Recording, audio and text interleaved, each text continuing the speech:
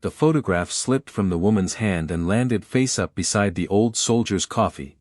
Daniel Mercer stared down at it. Two young men in uniform smiled back at him from another lifetime. And for the first time anyone in that diner could remember, the old soldier's expression broke. If stories about unexpected kindness, and the people we carry with us stay in your heart, stay with me until the end. Daniel Mercer was 74 years old, and almost everyone in the small town of Belford knew his face. But very few people knew him.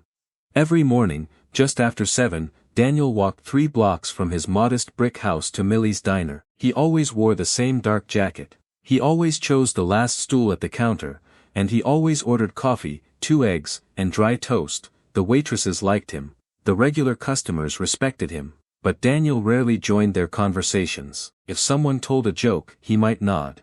If someone wished him a good morning, he would answer politely. But no one could remember seeing him laugh. And almost no one had ever seen him smile. Some people assumed he was simply a stern old soldier. Others thought he preferred being left alone. The truth was quieter than that.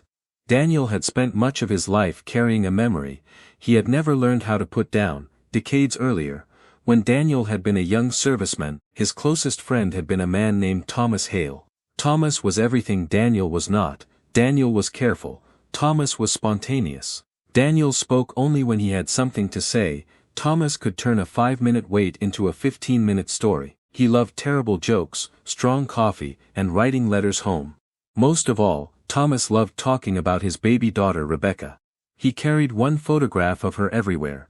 In it, she was sitting on a blanket wearing a yellow dress, holding a wooden toy horse. Daniel had seen that photograph so many times that he could still picture every detail. Thomas used to say, "One day, you're going to meet Becky, and she's going to think you're her boring Uncle Daniel." Daniel would shake his head. "I'm not being called Uncle Daniel." Thomas would grin. "You don't get a vote." Those conversations belonged to a younger world, a world Daniel still visited in his memory. Thomas never made it home, and although the years kept moving, part of Daniel never fully left that chapter of his life. He stayed in touch with Thomas's family for a while. He wrote letters, sent birthday cards, asked how Rebecca was doing, but life scattered people in different directions. Thomas's widow eventually moved away, Ari's changed, letters stopped arriving, Daniel married, worked, became a father, and later a grandfather. There were good years. There were difficult years. And after losing his wife, Daniel became quieter again. By the time Belford knew him, he was simply the serious old veteran at the end of the counter. No one knew that inside a small wooden box in his bedroom was a folded letter Thomas had written more than 30 years earlier.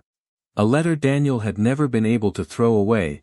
Rebecca Hale was 41 when she arrived in Belford. She had spent most of her adult life several states away.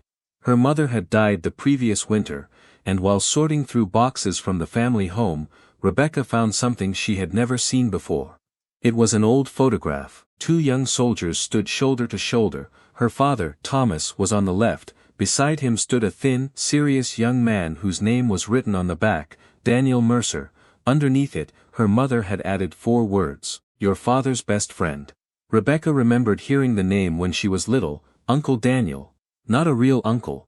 Just someone who had once sent her birthday cards with small sketches in the corner. Then, as the years passed, the cards had stopped. Rebecca had assumed he had died. But while sorting through her mother's papers, she discovered an old Christmas card with a return address from Belford. On a quiet Saturday morning, with no real plan beyond curiosity, Rebecca drove there. She told herself she only wanted to know whether Daniel still lived in town. She did not expect to find him. Certainly not within 20 minutes. At a small convenience store, Rebecca showed the old photograph to the cashier. The cashier leaned closer. "That looks like Mr. Mercer." Rebecca's heart jumped. "Daniel Mercer? Yeah. He eats breakfast at Millie's every morning." Rebecca was suddenly nervous, more nervous than she had expected. She sat in her car outside the diner for nearly 10 minutes. Then she picked up the photograph and went inside. Daniel was sitting exactly where everyone said he would be. Last stool, dark jacket. Coffee beside his right hand. Rebecca knew him immediately. Not because he looked like the young man in the photograph. Time had changed almost everything. His hair was silver, his shoulders were slightly rounded, his face carried the deep lines of age, but his eyes were the same, Rebecca stood behind him for several seconds. One of the waitresses approached. "Can I help you?" Rebecca lowered her voice. "Is that Daniel Mercer?" The waitress nodded. Rebecca swallowed, then she walked closer. "Mr. Mercer?" Daniel turned. "Yes." Rebecca had practiced what she might say during the drive. All of it disappeared. Instead, she placed the old photograph on the counter. Daniel looked down. His fingers stopped around his coffee cup. For several seconds he did not move. Rebecca watched the color leave his face. "Where did you get this?" His voice had changed. Rebecca took a breath. "My mother kept it." Daniel slowly looked up. Rebecca's eyes were already filling. "My father was Thomas Hale." Daniel stared at her. The diner seemed to disappear around him. Rebecca tried to smile through her nervousness. "My name is Rebecca." Daniel's lips parted, but no words came. Then Rebecca said the two words she remembered from childhood. "Uncle Daniel?" The old soldier looked down. His hand covered his mouth. Rebecca worried she had made a mistake. "I'm sorry, I shouldn't have." "No." Daniel shook his head quickly. "No, please." He pulled out the empty stool beside him. "Sit down."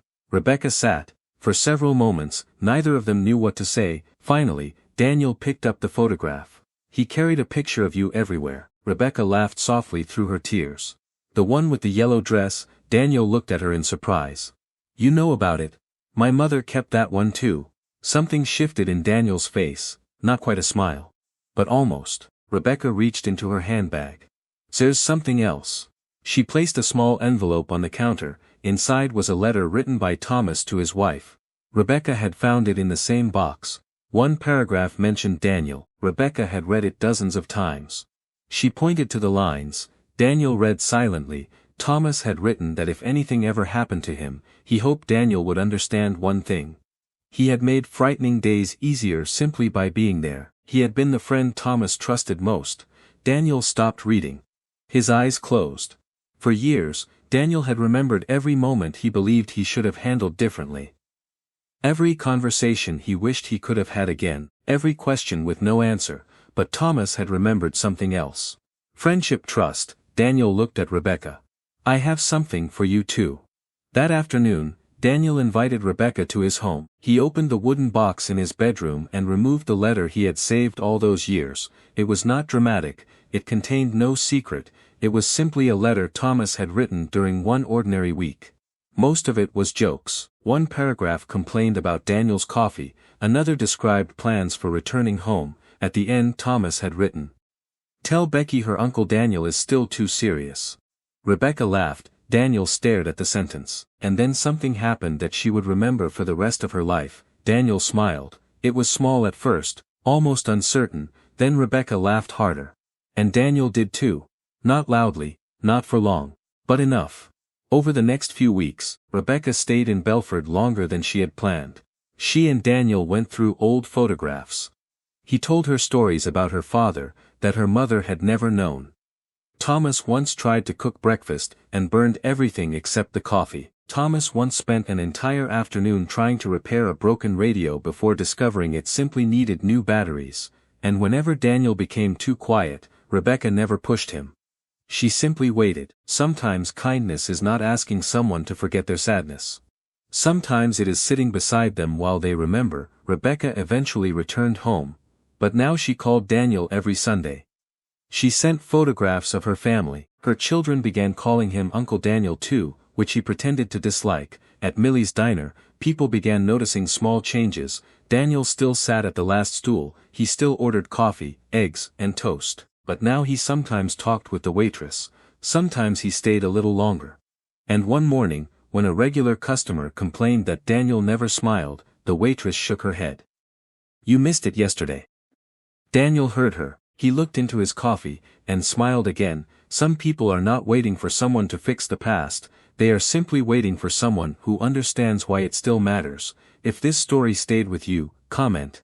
Kindness lives here below. And if someone from your past ever found their way back into your life when you needed them most, share that memory in the comments. Someone reading it may need the reminder that meaningful connections can survive much longer than we imagine.